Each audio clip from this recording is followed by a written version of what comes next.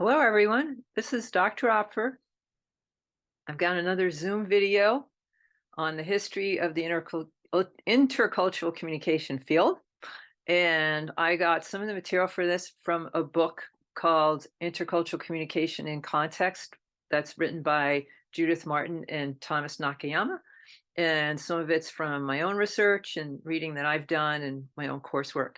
So I hope you enjoy it. And I'm just going to go through the slides. Here we go.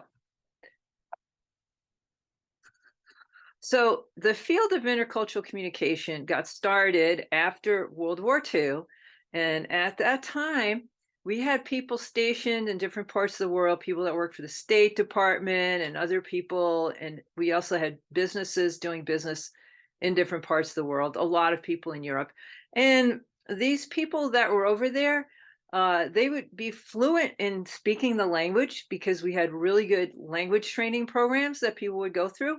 But they realized that knowing the language just wasn't enough to really interact effectively. So they wanted to be more effective. They wanted to be able to understand people and communicate in a way that they could be understood. So they enlisted the help of another type of professional.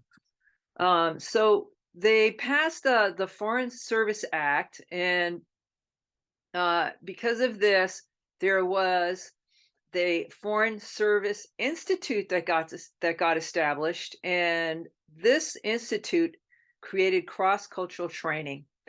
And the main anthropologist who helped them develop this training and did a lot of the work was an anthropologist named Edward Hall. So Edward Hall, he was hired by them, and then he worked on a training, and he had written some books, some very, very interesting books about culture that looked at culture in a way that hadn't been looked at before. So he saw how it's not just the words that you say that influences meaning, but the context and also the nonverbal elements of it. So he wrote one book called The Hidden Dimension that looked at a lot of nonverbal communication and the context and other things that happen when we're interacting. And then he wrote another book called The Silent Language that looked at things like how we use time, how we use space, proxemics, which is how close or how far we stand away from other people or sit from other people, and various things like that. So he was able to really help people get a better understanding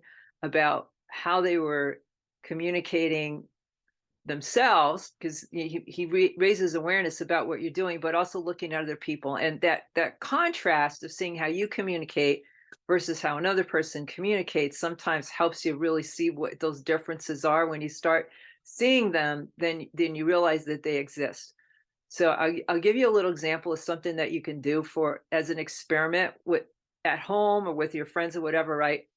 Try standing really, really close to somebody so that you can smell their breath, what they had just eaten before they saw you. Okay. Try standing so close and see what that person does. You will probably feel uncomfortable, but they will feel very uncomfortable as well. They will probably start backing off. Okay. So every time they back up, step closer and see what happens. And then you could just talk about it afterwards and say, oh, sorry, that was just an experiment. The opposite could happen if you stand too far apart than what people are used to. They'll keep coming closer to you, and then you keep going backwards and they'll keep following you. Okay. So you could try this with friends or your family. You could try it at a party, see what happens. But it's something we're not aware of. We don't think about it. We're not thinking about how we use space. We just got brought up to be comfortable using it a certain way, and we don't think about it. We just start interacting.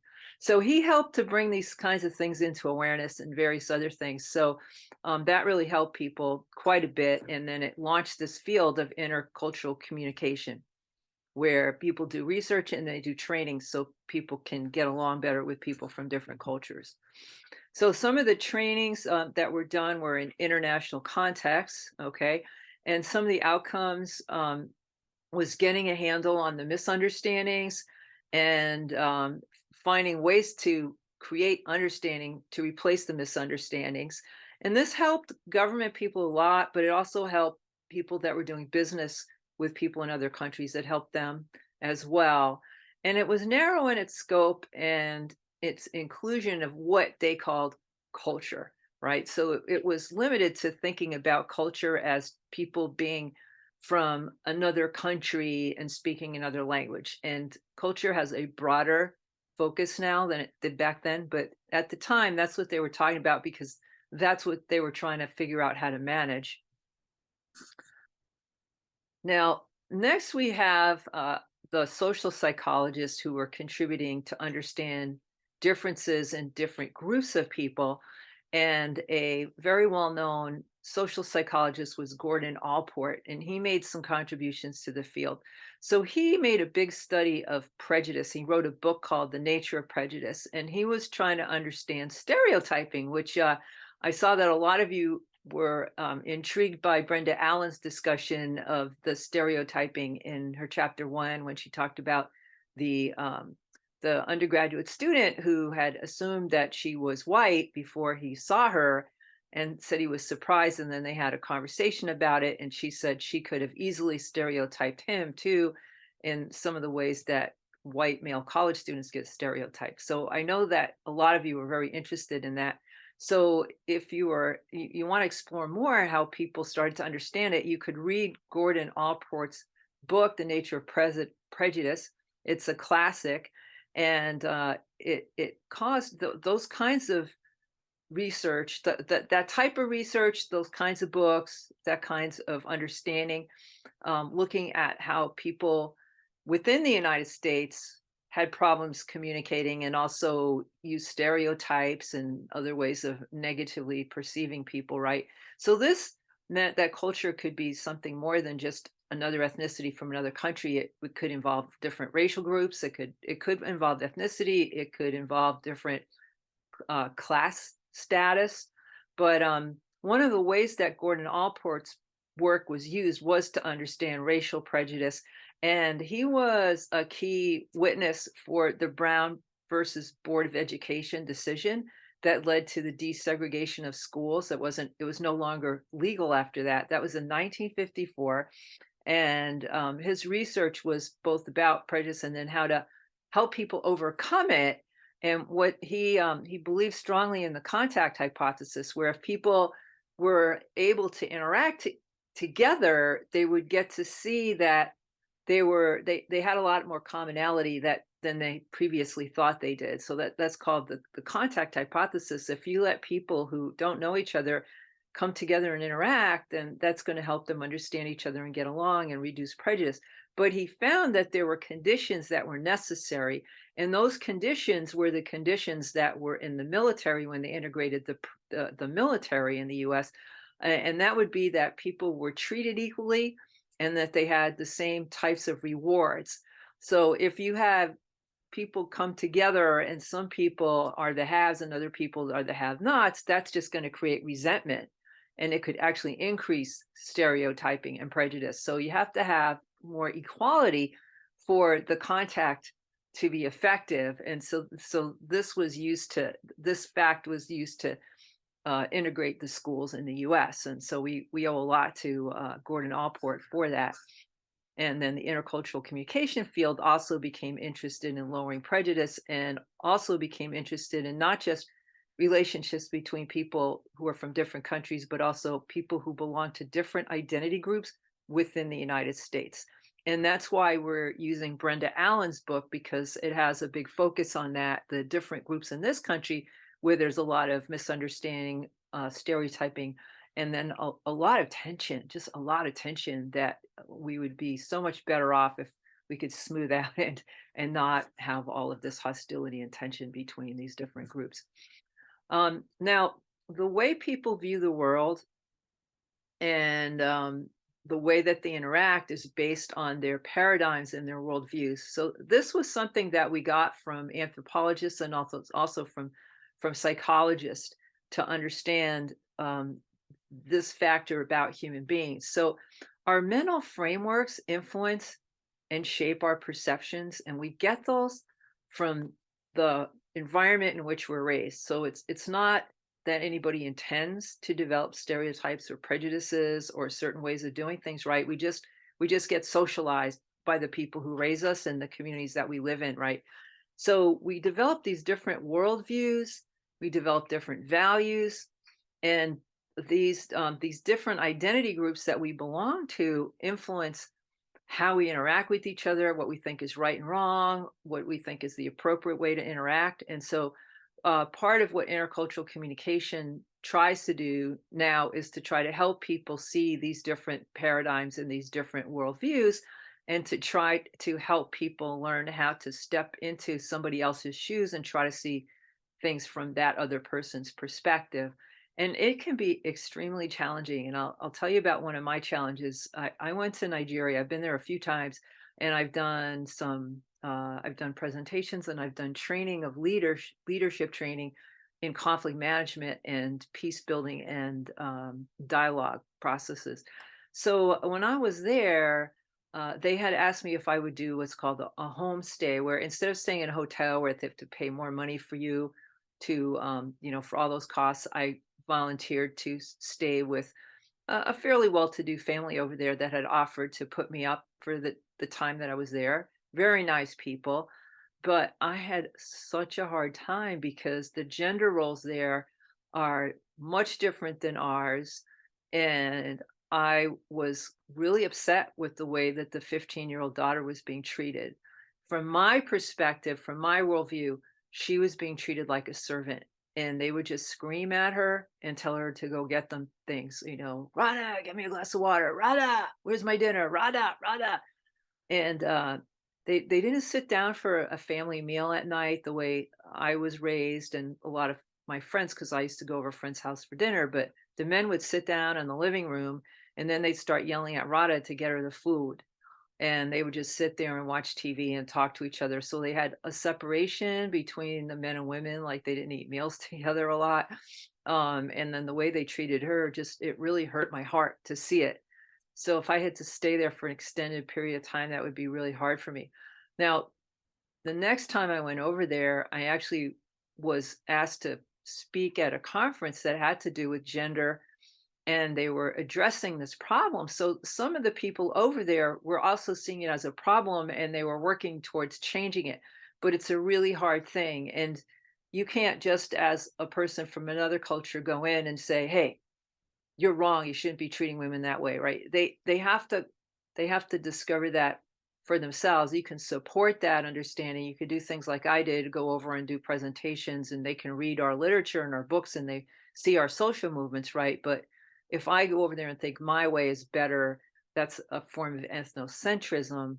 So it's a very tricky balance, how we deal with these differences in our paradigms and our worldviews. And a lot of the conflicts that we're having today in the United States, the political conflicts that we're having, it has to do with different paradigms and different worldviews. Like what constitutes democracy? What's the best way to do democracy?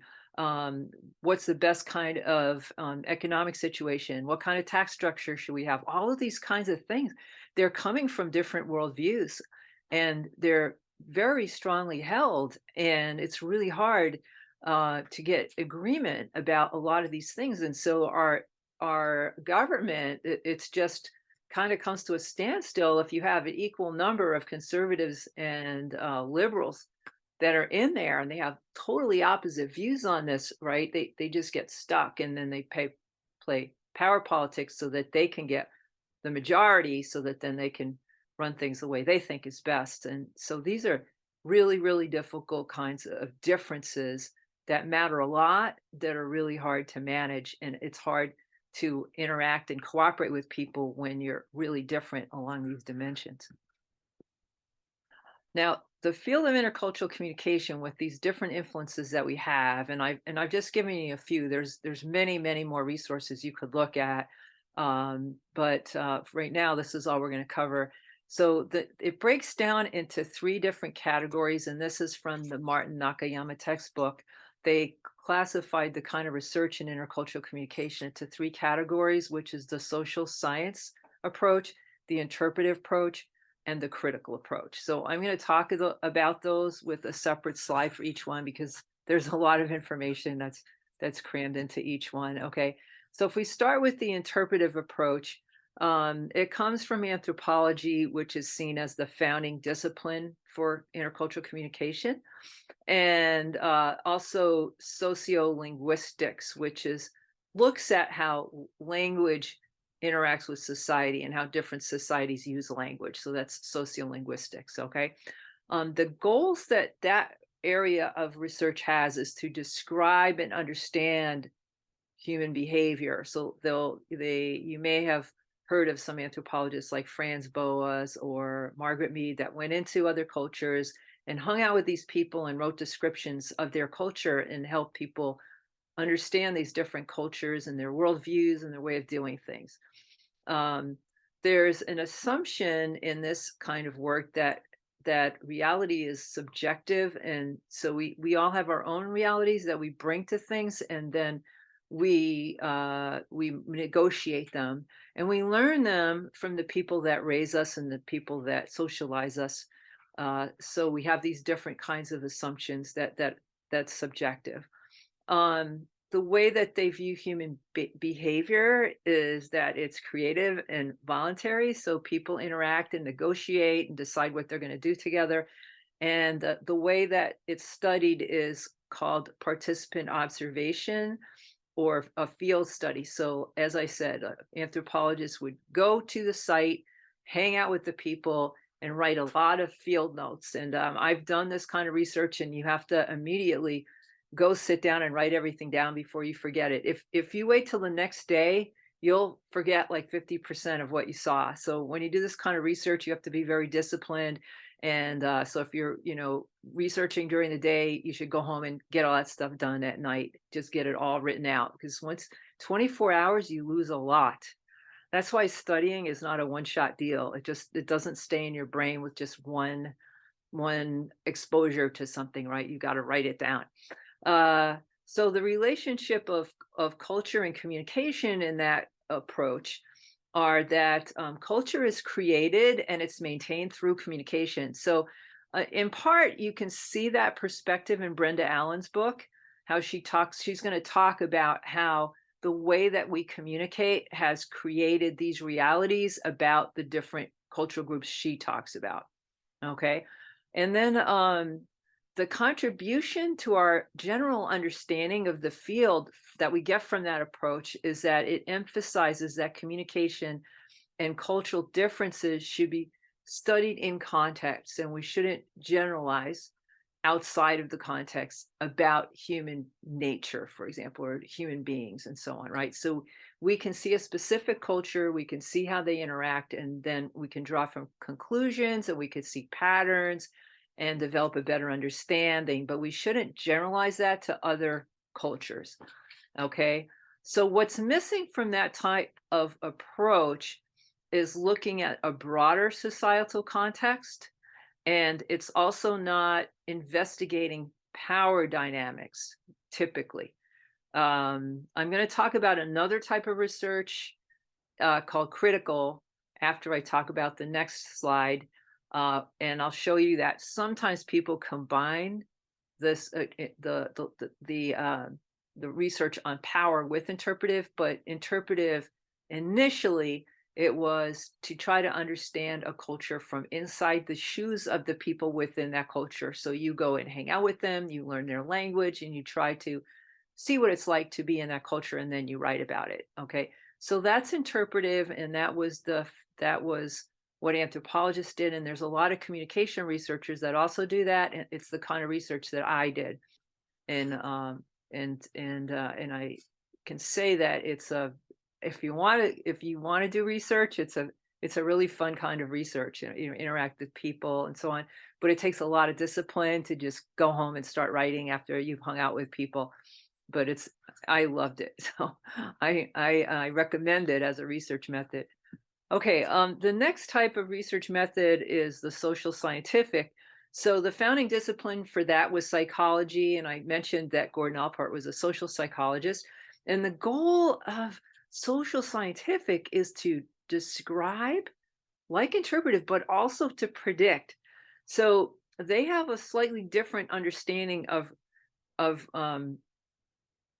of reality, which is it's subjective and it's created by people, but it's material. So it's something that's there. It's not just something that that human beings are creating through their communication, but it exists outside of human beings. It's there to be discovered.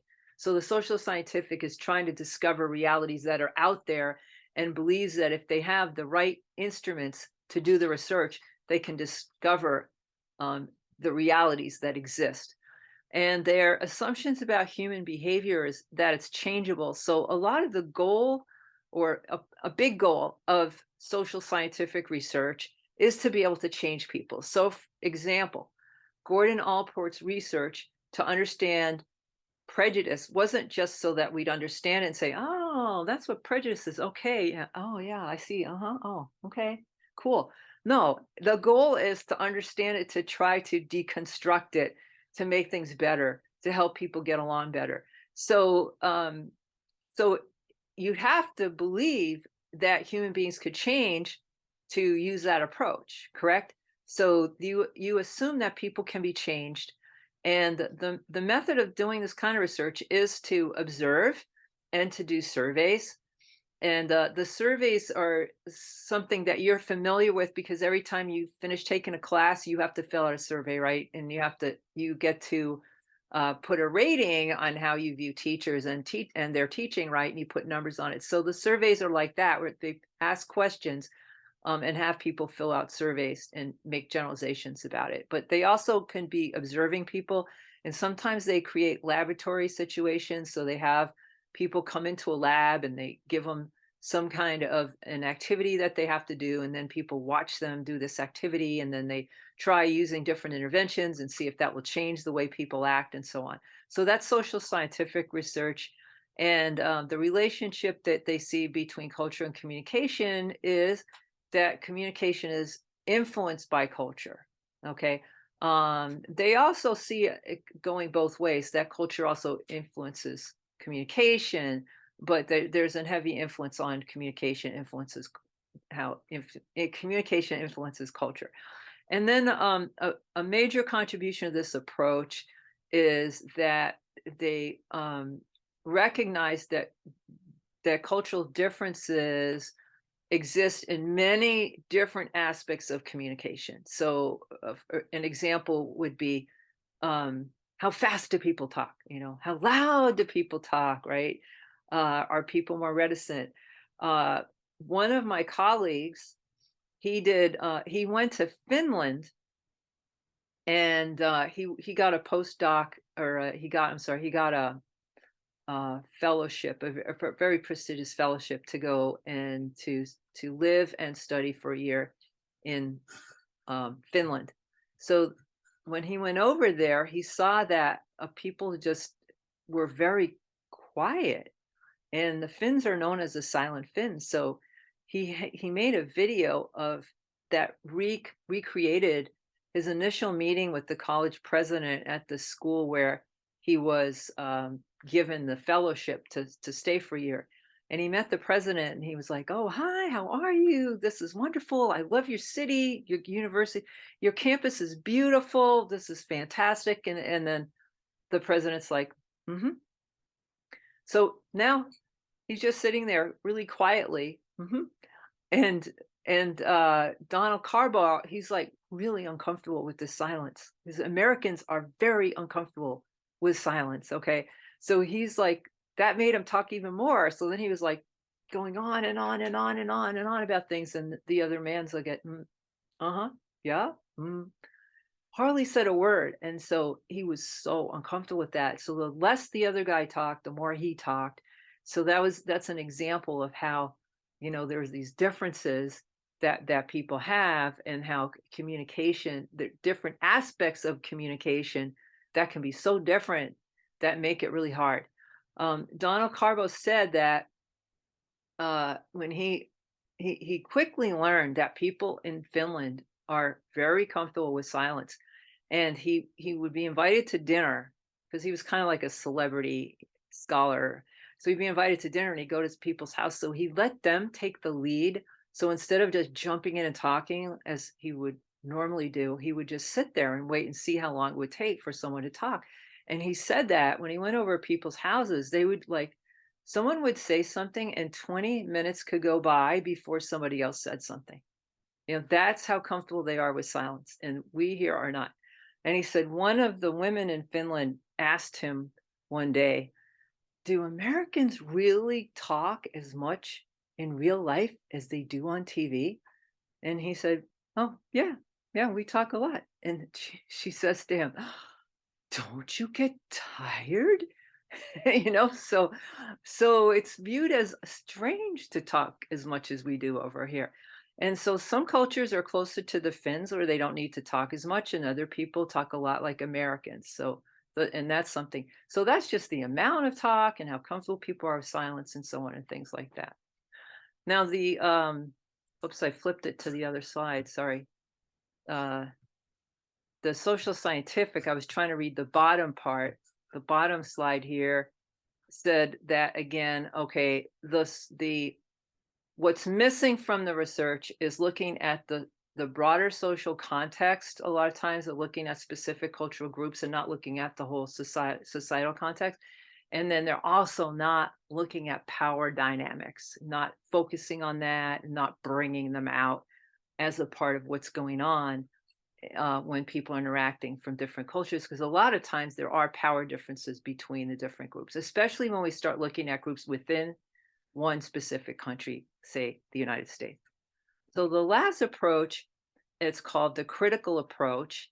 And the founding discipline for critical approaches is philosophy, sociology, and communication. I think there's some people in politics that look at it. Nowadays, you'll even find some management studies that take a critical perspective. But by and large, it was founded by philosophy, and a lot of the ideas came from Karl Marx, who he was focused on looking at power dynamics. But the main type of power dynamics he was looking at was social class, the bourgeoisie versus the working class. But that those ideas they got to be spread out into looking at other kinds of identity groups where there were power differences. So we have, you know, the feminist movement looks at gender and power differences around gender. People that are looking at, there's people looking at race, and now we have something called Africana studies. It's some people are calling it critical race theory. So that's focusing on power dynamics and race.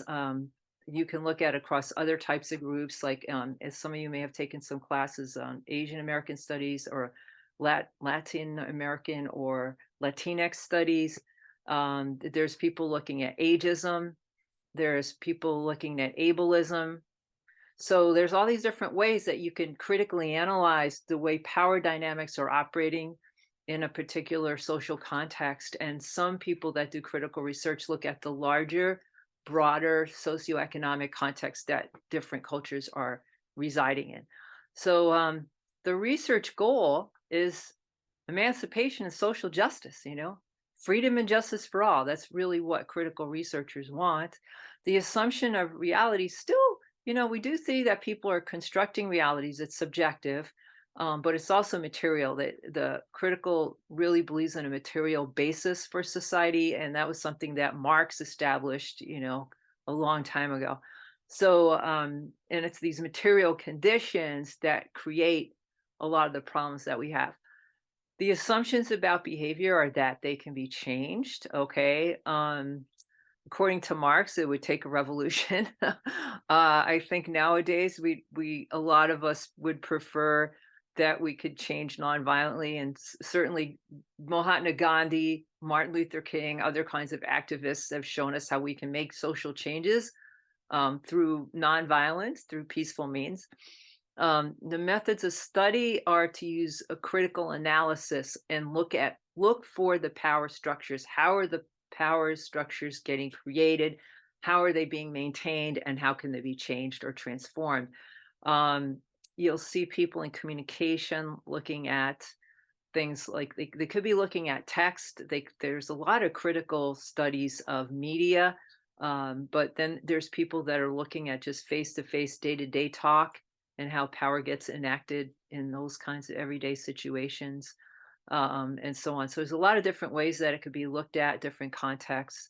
Um, the relationship of culture and communication is that they see that culture is a site of power and power struggles. So that's why in Brenda Allen's book, you'll see the second chapter that you're reading for this week. It's about power and how power gets constructed through communication practices and the way in which people that are in power get to decide what these communication practices are going to be. The contribution of this approach is that it recognizes the economic and the political forces in culture and communication, and it asserts that all intercultural interactions are characterized by power.